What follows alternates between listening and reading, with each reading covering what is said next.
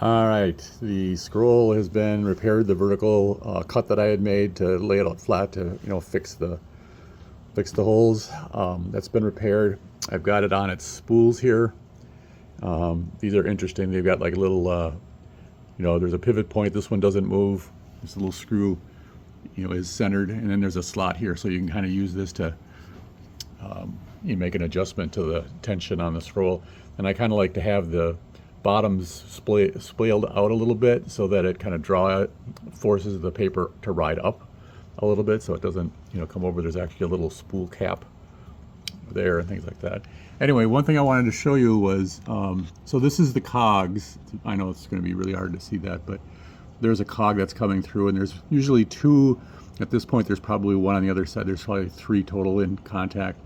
One of the things that I like to do is manually advance. Obviously, to set the time, you have to be able to, move the scroll so you can use this and adjust the scroll a little bit.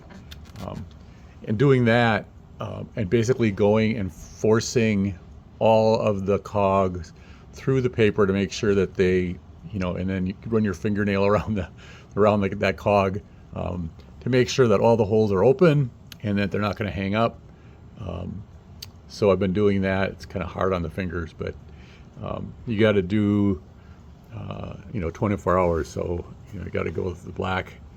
It takes a long time to go through it all.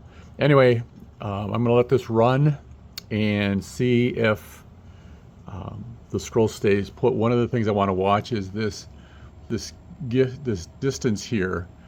I'll be able to tell whether the scroll is riding up or whether it's falling down. I'll also be able to see there's like I said, there's a little spool edge here. You don't want that to start to get under the paper and have the scroll fall down. So it's got to have a certain amount of tension on it. You can see I can remove the tension here. So I got to tighten this up a little bit, or it will slide down. So and both of these have that adjustability. On this model. On the older models, they went to a fixed screw down here, which I don't like as much. These are more adjustable. So anyway, wanted to give you an update that the scroll is back in place, and we will be able to let this run for a while. I'll turn this off for a second, maybe you can see it better. I'll let this run for a while. Obviously, it takes 24 hours for it to come around and be in this position again.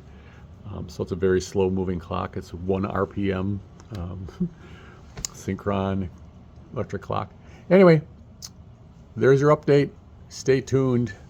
So far, it's not a failure. That's all I can say. Thanks. Oh, we'll see if we can get a little video of this. So we got the scroll in, and in order to make sure that all these holes, don't have chaff in them and things like that, I'm basically, this is how there's a knob up here where you can set the time on the scroll, but I'm manually making these cogs come through the paper as I turn it. I'm doing it on top and the bottom just so it's easier. But making sure that all of these holes are open and that they're engaging the cogs correctly.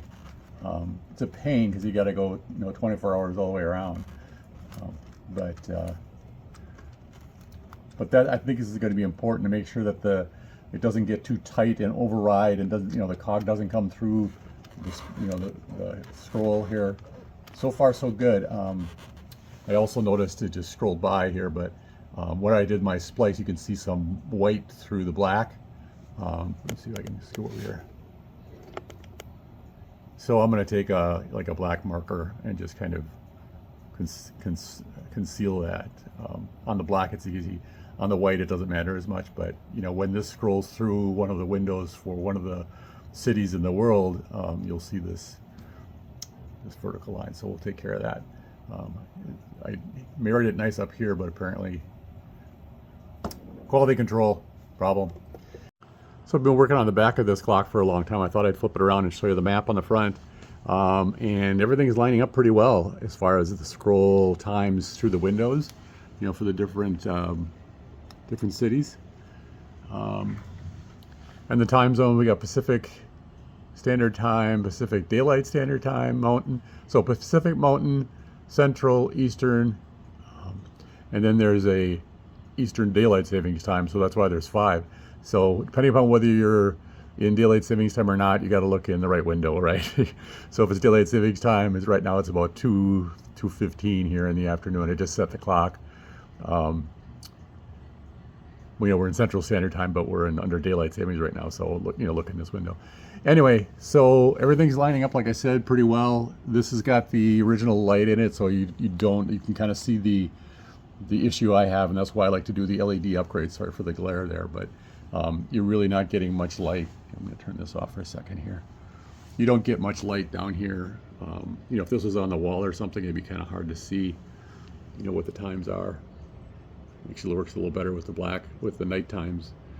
But anyway, I like this map better. The later world clocks for Howard Miller had a blue kind of a field for the map. This is more of a watercolor, with sea monsters and things like that. So sorry, but anyway, got this basically loaded, and we're just gonna let it run for a while, and then we'll get back to you, and we'll see whether it's staying on the spools correctly and whether it's keeping accurate time. Maybe we'll have a resurrected clock here. I hope so. Thanks.